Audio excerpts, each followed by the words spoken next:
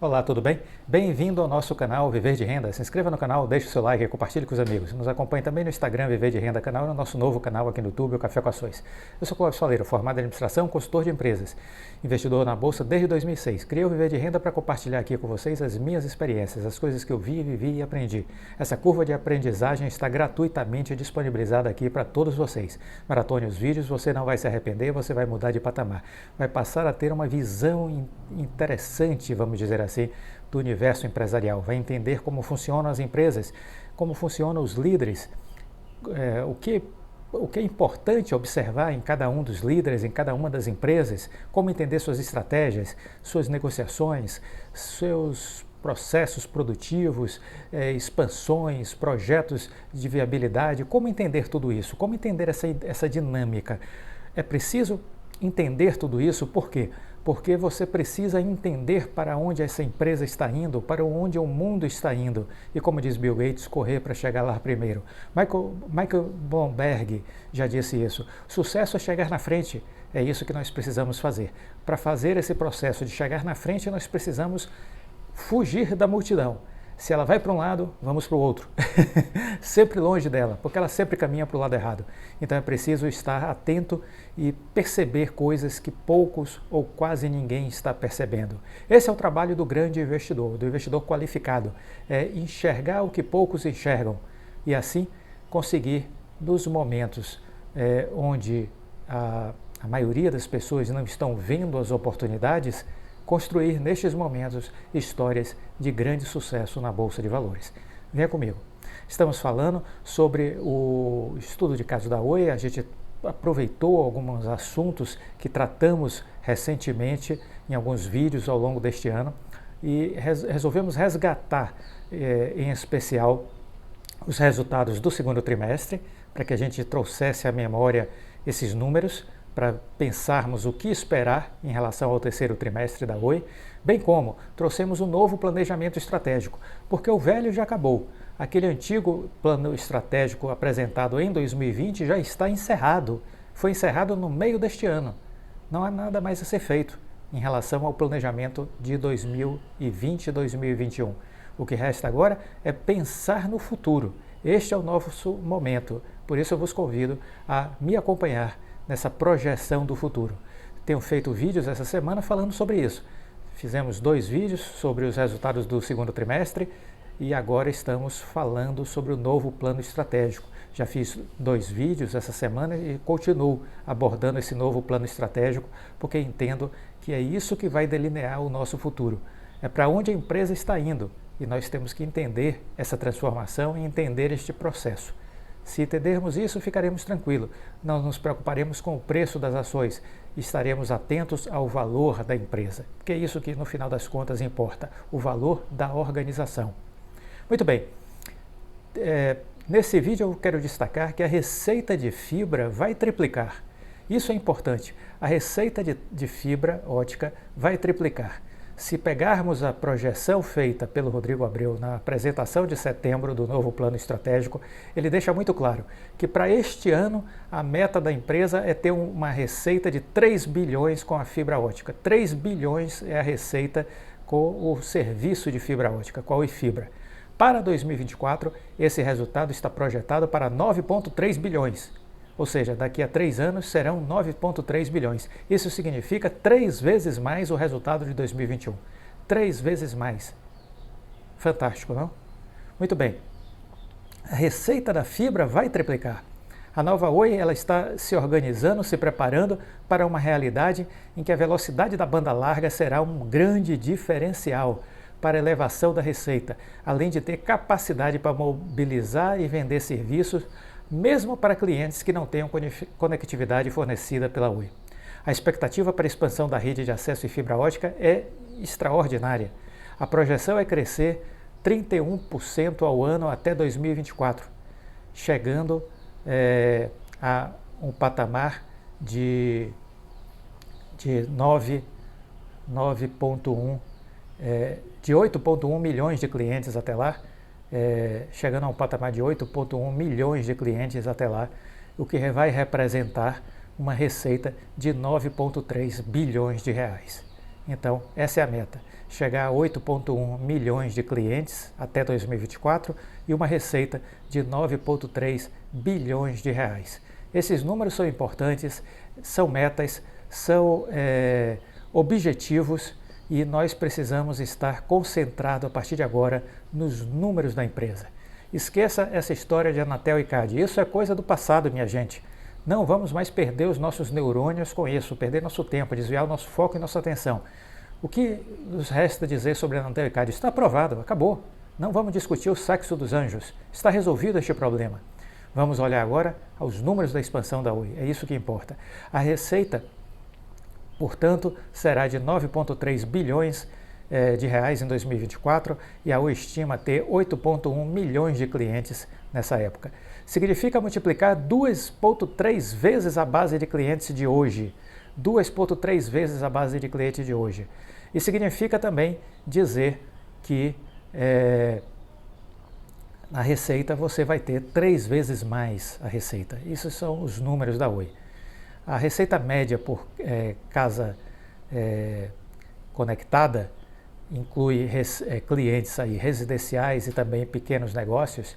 A receita média por casa conectada é de R$ 94,00. A receita com FTTH vai mais do que triplicar nesse período, já dissemos, chegando a 9,3 bilhões. A Oi também apresentou um plano para reduzir custos de casas passadas. Isso também é muito importante, esse é um trabalho extraordinário que vem sendo tocado pela Serede, tanto a expansão como a redução de custos, certo? E a Serede é 100% Oi. A Vital vai contratar a Serede para fazer expansão de fibra, vai contratar a Serede para fazer todos os projetos para passar o cabeamento de fibra ótica, vai contratar a Serede para dar manutenção em todas as estruturas de fibra ótica da Vital e vai pagar por isso. E a Vital estará pagando a Serede, que é 100% da Oi. Simples assim. Essa equação, gente, é muito inteligente. Pena que poucas pessoas entenderam a equação. Entendeu? Muito pouca gente entendeu. Como disse o Rodrigo Abreu recentemente, muita gente está falando sobre Oi e muita gente não sabe o que está falando. Essa é a grande verdade, dita pelo CEO, não sou eu não. Porque às vezes alguém pode achar, poxa, esse cara é prepotente, está dizendo que ninguém sabe nada, só ele que sabe. Não, quem disse foi o presidente da empresa. Muita gente está falando sobre Oi e muita gente não sabe o que está falando. O CEO da empresa que disse isso, recentemente, certo? Nas suas últimas entrevistas. E é fato, é verdade, eu já vinha dizendo isso aqui. E não por presunção, mas porque realmente o nível é muito baixo das pessoas que estão falando sobre Oi. O nível é muito baixo. Vamos voltar. A Oi também apresentou um plano para reduzir os seus custos e com relação a passar o cabeamento de infraestrutura e hoje esse custo é de R$ 270,00 por casa e vai passar para 140. 140 é o custo de casa passada que a Oi está tendo. Então vai passar para 140. Isso será obtido por meio de otimização com rede primária subterrânea, permitindo a adição de novas conexões, sem a necessidade da duplicação de rede futura. Veja que eu já falei que muito da fibra da Oi já está passada já faz muito tempo. Então, utilizar esse potencial que já estava adormecido e que precisava ser ativado. Esse é um grande diferencial que a Oi tem. Qualquer outra empresa vai ter que começar hoje a montar a sua estrutura. A da Oi já estava montada e isso lhe dá uma grande vantagem em termos de velocidade. A projeção de receita líquida da empresa é de 15,5 bilhões em 2024. 15,5 bilhões em 2024. Então é isso que a gente precisa entender. É isso que a gente precisa entender. Vale dizer que dos 15,5 bilhões de receita da nova Oi, receita líquida da nova Oi, 9,3 bilhões estarão vindo do negócio de fibra ótica. 2,6 bilhões virão da Oi Soluções. Oi Soluções que em 2020 deu uma receita de 1 bilhão. Então, daqui a 3 anos, 2,6 bilhões. Né? É essa a projeção de crescimento. As receitas de legado serão reduzidas para provavelmente 500 milhões em 2024, enquanto que novas receitas oriundas de novos negócios que ainda estão sendo desenhados, formatados, vão representar em projeções, vamos dizer assim, conservadoras da empresa, outros 1,5 bilhões de reais em 2024. A Oi espera que a Vital alcance 5,4 bilhões em EBITDA até o início de 2025. Essa foi uma projeção onde se considerou múltiplos de 10 vezes o EBITDA, e o que daria o valor de mercado para a empresa de 54 bilhões de reais para o valor da Vital. Ocorre que isso foi feito em setembro, essa projeção, e depois disso, o próprio CEO Rodrigo Abreu, após umas conversas que eu tive também com a RI, eles admitiram isso, que ele já estava considerando múltiplos de 13 vezes o valor, saindo dos 10 para 13. Com isso, o valor de mercado da Vital já está sendo estimado em não mais 54 bilhões, mas sim 70 bilhões. Pode ser mais? Pode. Existem empresas de infraestrutura que trabalham com múltiplos de 15 a 20 vezes.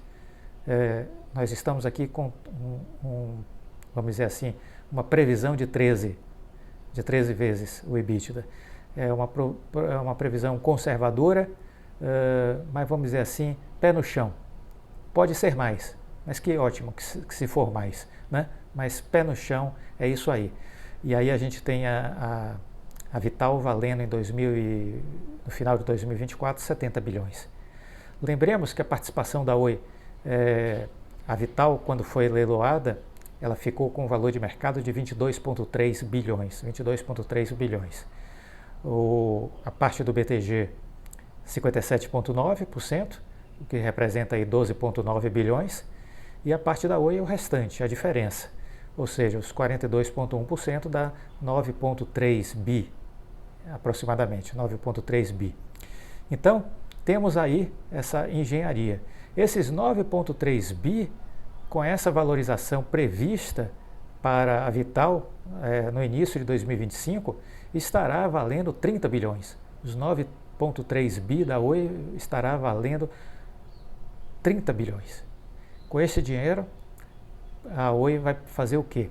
A Oi vai levar com o BTG a Vital para um IPO, provavelmente nos Estados Unidos, na Nasdaq, e aí vai fazer a venda de ações preferenciais, provavelmente a totalidade, e uma parte das ações ordinárias, tanto do BTG como da Oi. Quanto cada um vai vender? Não sei, isso é uma estratégia deles, ok? Tudo muito bem estruturado e amarrado no acordo de acionistas, que fez com que a Vital surgisse. Existe um acordo de acionistas.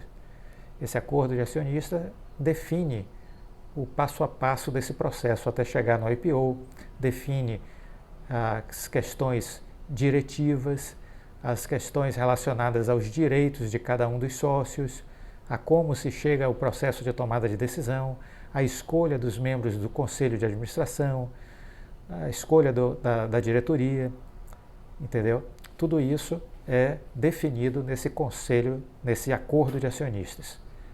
Muito bem, o que importa dizer é que com esses possíveis 30 bilhões na virada de 2024 para 2025, a Oi poderá tirar aí uma parte desse recurso e, com a venda das ações, trazer a sua dívida para um patamar de 4, 5 bilhões.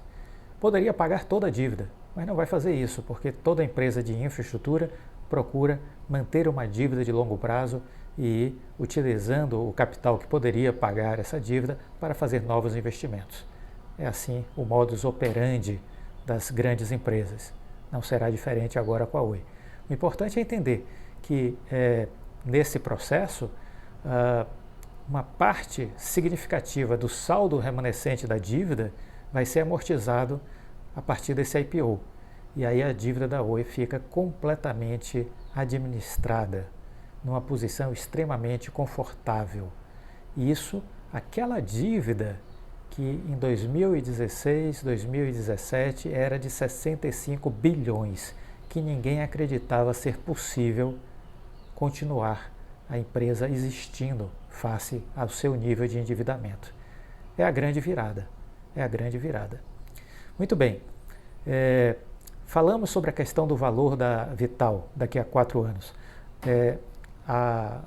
Estima-se que o valor de mercado da Infraco vai estar em 70 bilhões de reais em 2025. Né? E isso podemos sim, estamos aplicando uma métrica aí de 13 vezes o EBITDA, e sabendo que isso pode ser valorado para mais, porque existem empresas do setor que trabalham com 15 vezes, 20 vezes o EBITDA. Então, mas consideramos 13 vezes um patamar razoável, um conservador, vamos dizer assim, otimista, e se der mais, ótimo, mas não dá para ser tão otimista assim, porque a gente não sabe como estará o mundo em 2025, ou como estará a sede dos investidores por investimentos dessa natureza. Então é preciso ter prudência, é isso que a gente defende ao fazer um tipo desse de projeção, né? O IPO da Vital vai acontecer certamente em 2025. O tempo de organização de um IPO desse geralmente demora entre 6 e 8 meses.